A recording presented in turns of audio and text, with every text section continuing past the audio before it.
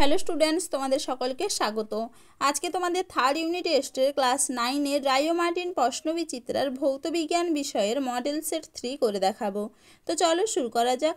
তার আগে বলে দিই, তোমরা যদি চ্যানেলে নতুন হয়ে থাকো তাহলে চ্যানেলটিকে অবশ্যই সাবস্ক্রাইব করে দিবে, আর যারা সাবস্ক্রাইব করে দিয়েছো তাদেরকে অসংখ্য ধন্যবাদ। তাহলে চলো শুরু করা যাক।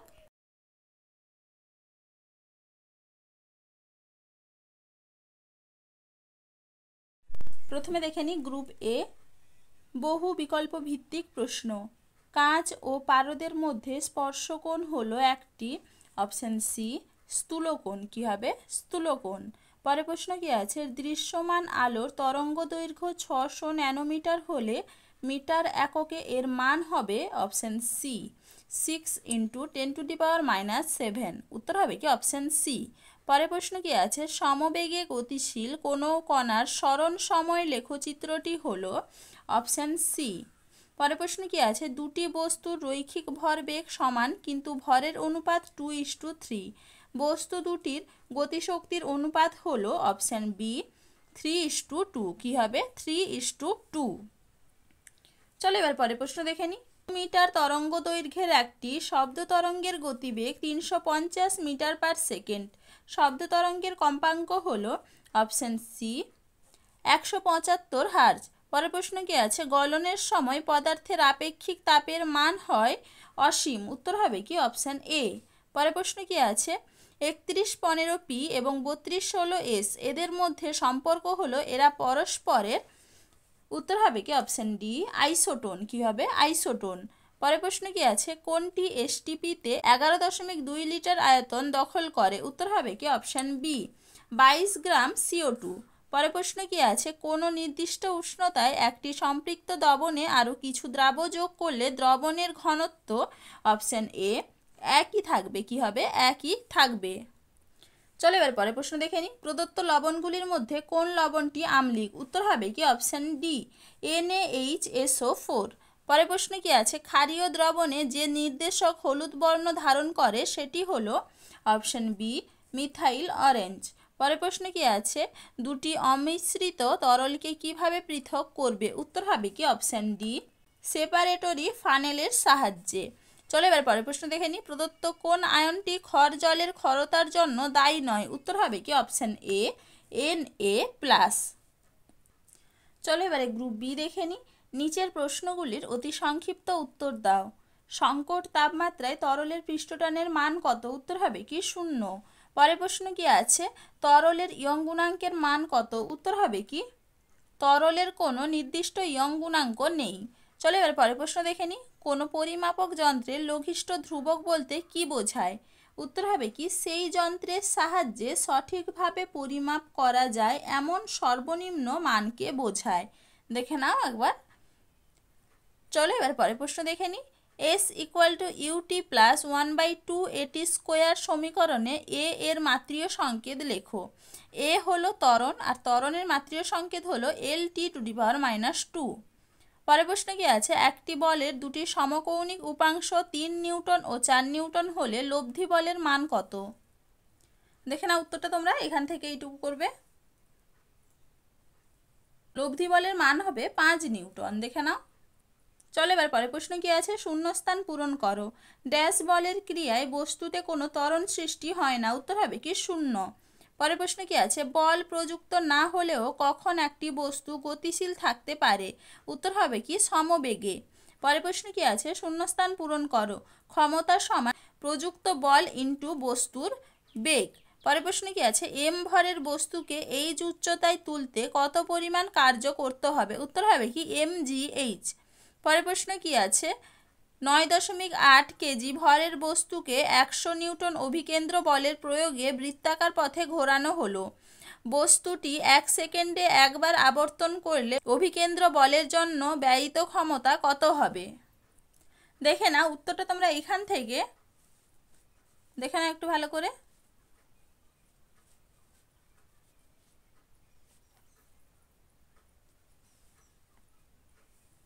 এইটুকু লিখবে।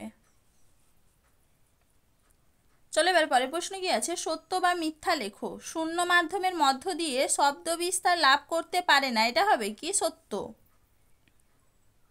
চলো এবার পরে প্রশ্ন দেখে নিই। ম্যাক সংখ্যা কি? উত্তর হবে কি কোনো বস্তুর বেগ এবং ওই মাধ্যমে শব্দের বেগের অনুপাত। এটি সাধারণত বিমান বা রকেটের গতির ক্ষেত্রে ব্যবহার করা হয়। পরে প্রশ্ন কি আছে? তাপের যান্ত্রিক তুল্যাঙ্ক 4.2 জুল পার ক্যালোরি বলতে কি বোঝায়? দেখে না উত্তরটা তোমরা। 1 ক্যালোরি তাপ উৎপন্ন করতে 4.2 জুল যান্ত্রিক কার্য প্রয়োজন। এটি কার্য এবং তাপের মধ্যেকার সম্পর্ক স্থাপনকারী একটি ধ্রুবক। দেখে না। চলো এবার পরের প্রশ্ন কি আছে? পদার্থের অবস্থান্তরের সময় যে তাপ গৃহীত বা বর্জিত হয় তাকে কি বলে? উত্তর হবে কি লীন তাপ। পরের প্রশ্ন কি আছে? একটি বন্ধ ঘরে জল ছিটানো হলে শিশিরাঙ্কের কি পরিবর্তন হবে? উত্তর হবে কি বৃদ্ধি পাবে, শিশিরাঙ্ক বৃদ্ধি পাবে। পরের প্রশ্ন কি আছে? পরমাণুতে নিউক্লিয়নগুলিকে ধরে রেখেছে কোন বল? উত্তর হবে কি সবল নিউক্লিয় বল। পরের প্রশ্ন কি আছে? কোনো একটি পরমাণুর সর্বশেষ কক্ষপথ m, ওই কক্ষে 3টি ইলেকট্রন আছে, তাহলে পরমাণুটির পরমাণু ক্রমাঙ্ক কত? দেখে না উত্তরটা তোমরা। কোনো পরমাণুর সর্বশেষ কক্ষপথ যদি m হয় তাহলে তার প্রথম দুটি কক্ষপথ k এবং l সম্পূর্ণভাবে পূর্ণ আছে। k কক্ষে 2টি ইলেকট্রন এবং l কক্ষে 8টি ইলেকট্রন থাকে। যেহেতু m কক্ষে 3টি ইলেকট্রন আছে তাই মোট ইলেকট্রন সংখ্যা হবে 2 + 8 + 3 = 13। একটি নিরপেক্ষ পরমাণুর ক্ষেত্রে ইলেকট্রন সংখ্যাই তার পারমাণবিক সংখ্যা। সুতরাং পরমাণুটির পরমাণু ক্রমাঙ্ক কত? 13। সঠিক উত্তর হবে কি 13। চলো এবার পরে প্রশ্ন দেখে নিই। একটি ইলেকট্রন প্রথম কক্ষ থেকে তৃতীয় কক্ষে লাফ দিলে শক্তি ড্যাশ করবে? উত্তর হবে কি শোষণ করবে। পরের প্রশ্ন কি আছে? 36 গ্রাম জলের এসটিপিতে আয়তন কত? দেখে না উত্তরটা তোমরা এখান থেকে এইটুকু করবে।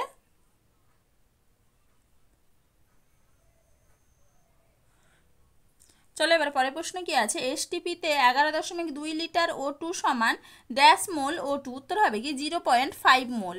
পরের প্রশ্ন কি আছে? এমন একটি পদার্থের নাম লেখো যার দ্রাব্যতা তাপমাত্রা বৃদ্ধিতে প্রায় একই থাকে। উত্তর হবে কি সোডিয়াম ক্লোরাইড। কি হবে? Sodium chloride. পরের প্রশ্ন কি আছে? 15% Na2CO3 দ্রবণ বলতে কি বোঝায়? উত্তর হবে কি 100 গ্রাম দ্রবণে 15 গ্রাম সোডিয়াম কার্বনেট দ্রবীভূত আছে। পরের প্রশ্ন কি আছে? অতিপৃক্ত দ্রবণ গঠন করে এরূপ একটি পদার্থের উদাহরণ দাও। উত্তর হবে কি সোডিয়াম থায়োসালফেট। কি হবে? Sodium thiosulphate. এরপরে কি আছে? বাম স্তম্ভ ও ডান স্তম্ভ মেলাও। অ্যালগাল ব্লুম এটা হবে কি অক্সিজেন ঘাটতি। Al2O3 এটা হবে কি উভধর্মী। পেট্রোলিয়াম শোধন এটা হবে কি আংশিক পাতন। H2SO4 এটা হবে অয়েল অফ ভিট্রিয়ল। পরের প্রশ্ন কি আছে? পাতন প্রক্রিয়ার পর পাতন ফ্লাক্সে যে কঠিন পদার্থ পড়ে থাকে তাকে কি বলে? উত্তর হবে কি অবশেষ। পরের প্রশ্ন কি আছে? পানীয় জলের ক্ষেত্রে TDS কথাটির সম্পূর্ণ নাম কি? উত্তর হবে কি টোটাল ডিসলভড সলিড। পরের প্রশ্ন কি আছে? ভৌম জলে হু নির্ধারিত আর্সেনিকের সর্বোচ্চ মাত্রা কত? উত্তর হবে কি 0.01 মিলিগ্রাম পার লিটার। চলো এবারে গ্রুপ সি দেখে নিই। নিম্নলিখিত প্রশ্নগুলির সংক্ষিপ্ত উত্তর দাও। দুটি তরলের ঘনত্ব যথাক্রমে D1 ও D2। তরল দুটিকে সমানভাবে মিশ্রিত করলে মিশ্রণের ঘনত্ব কত হবে নির্ণয় করো। দেখে নাও উত্তরটা তোমরা এখান থেকে এইটুকু করবে। দেখে নাও একটু ভালো করে।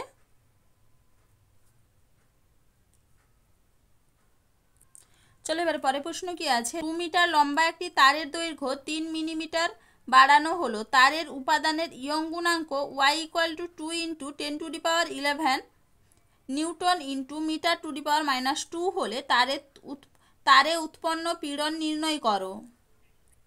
দেখে না উত্তরটা তোমরা এখান থেকে এইটুকু করবে।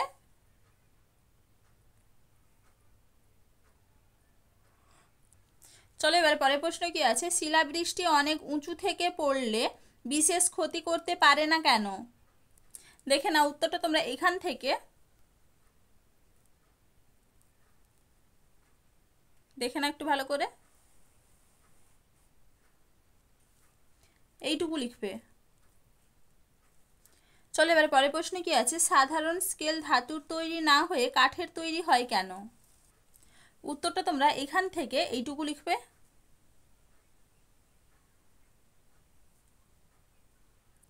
পরের প্রশ্ন কি আছে? বন্দুক থেকে গুলি ছুঁড়লে বন্দুক পিছনের দিকে সরে যায় কেন? দেখে না উত্তরটা তোমরা এখান থেকে ভালো করে একটু দেখে নাও।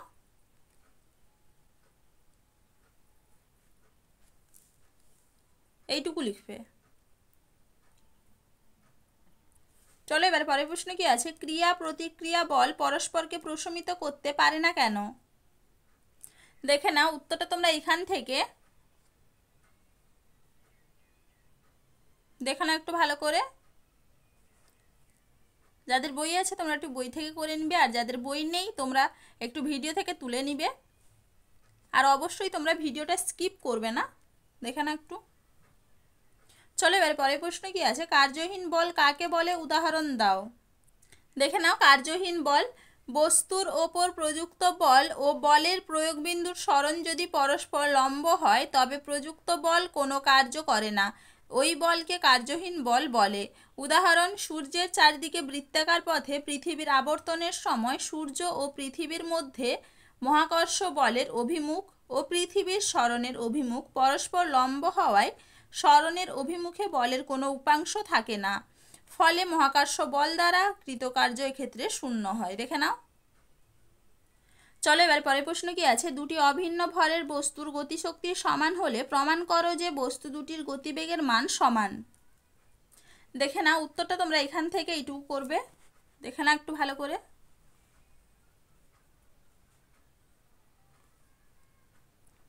চলো এবার পরের প্রশ্ন কি আছে, 100 গ্রাম ভরের একটি গতিশীল বস্তুর রৈখিক ভরবেগ 400 গ্রাম ইন্টু সেমি ইন্টু সেকেন্ড টু দি পাওয়ার -1, বস্তুর গতিশক্তি কত? এখানে উত্তরটা তোমরা এখান থেকে এইটুকু করবে।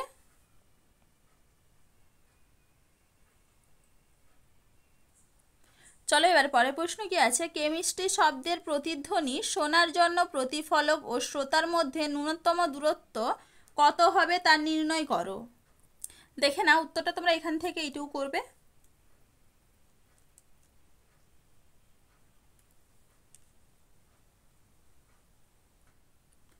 পরের প্রশ্ন কি আছে, শব্দ নিবন্ধ কাকে বলে, অনুরণন কি? দেখে নাও শব্দ নিবন্ধ এবং অনুরণন। কোনো শব্দ শুনলে তার রেশ আমাদের মস্তিষ্কে মোটামুটি 0.1 সেকেন্ড স্থায়ী থাকে। ওই 0.1 সেকেন্ড সময়কালের মধ্যে একাধিক শব্দ কানে এলে আমরা ওই শব্দগুলিকে পৃথকভাবে শনাক্ত করতে পারি না, এই সময়কালকে শব্দ নিবন্ধ বলা হয়। এরপরে দেখে নাও অনুরণন, বড় হল ঘরে কোনো শব্দ করলে ওই শব্দ ঘরের দেওয়াল, ছাদ, বিভিন্ন জায়গায় বারবার প্রতিফলিত হয়ে শ্রোতার কানে পৌঁছায়, ফলে মূল শব্দ থেমে যাওয়ার পরেও ওই শব্দের রেশ কিছু সময় ধরে বজায় থাকে, একে অনুরণন বলে। দেখে নাও। চলো এবার পরের প্রশ্ন কি আছে, 0 ডিগ্রি সেলসিয়াস উষ্ণতার 20 গ্রাম জলের সঙ্গে 20 ডিগ্রি সেলসিয়াস উষ্ণতার 30 গ্রাম জল মেশানো হলো, মিশ্রণের চূড়ান্ত উষ্ণতা কত হবে? দেখে নাও উত্তরটা তোমরা এখান থেকে দেখে নাও। এইটুকু করবে, মিশ্রণের চূড়ান্ত উষ্ণতা কত হবে, 12 ডিগ্রি সেলসিয়াস। চলো এবার পরের প্রশ্ন কি আছে, পরমাণু নিউক্লিয়াস বহির্ভূত অঞ্চলে ভর নগণ্য হওয়া সত্ত্বেও এই অঞ্চলের গুরুত্ব কি? দেখে নাও, পরমাণুর নিউক্লিয়াস বহির্ভূত অঞ্চলে ইলেকট্রনগুলি থাকে যার ভর নগণ্য, এই অঞ্চলের গুরুত্ব হলো এটি পরমাণুর রাসায়নিক ধর্ম নির্ধারণ করে, কারণ ইলেকট্রনগুলি রাসায়নিক বন্ধন গঠনে অংশগ্রহণ করে। দেখে নাও। চলো এবার পরের প্রশ্ন কি আছে, বোর রাদারফোর্ড মডেল অনুসারে সুস্থির বা স্থায়ী কক্ষপথ বলতে কি বোঝায়? দেখে নাও সুস্থির কক্ষপথ, বোরের মতানুযায়ী পরমাণুর নিউক্লিয়াসকে কেন্দ্র করে ইলেকট্রনগুলি যে সমস্ত স্থির শক্তি সম্পন্ন নির্দিষ্ট ব্যাসার্ধ বিশিষ্ট বৃত্তাকার পথে আবর্তন করে তাদের সুস্থির কক্ষপথ বা স্থায়ী কক্ষপথ বলা হয়। দেখে নাও। চলো এবার পরের প্রশ্ন কি আছে, কোনো মৌলিক গ্যাসের বাষ্প ঘনত্ব 62 এবং পারমাণবিক গুরুত্ব 31 হলে গ্যাসটির অণুর পারমাণবিকতা নির্ণয় করো। দেখে নাও উত্তরটা তোমরা এখান থেকে এইটুকু করবে।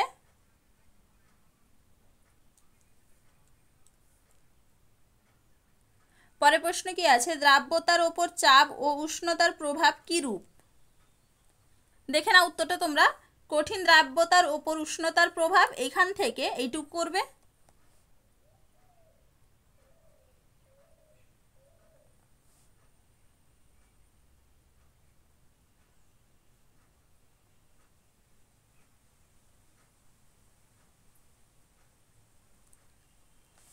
এরপরে দেখে নাও চাপের প্রভাব, এখান থেকে এইটুকু করবে।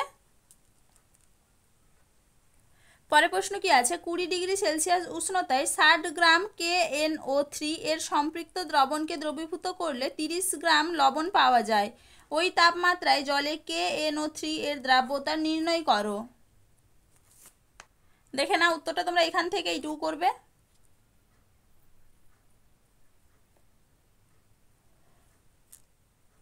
এরপরে দেখে নাও এই দুটো প্রশ্নের উত্তর তোমাদের আমি পরের ভিডিওতে দেখিয়ে দেব। পরের প্রশ্নে কি আছে, আংশিক পাতন পদ্ধতি ও বিওজি ফানেল দ্বারা পৃথকীকরণের মধ্যে দুটি পার্থক্য লেখো। দেখে নাও পার্থক্য, উত্তরটা তোমরা এখান থেকে এইটুকু করবে।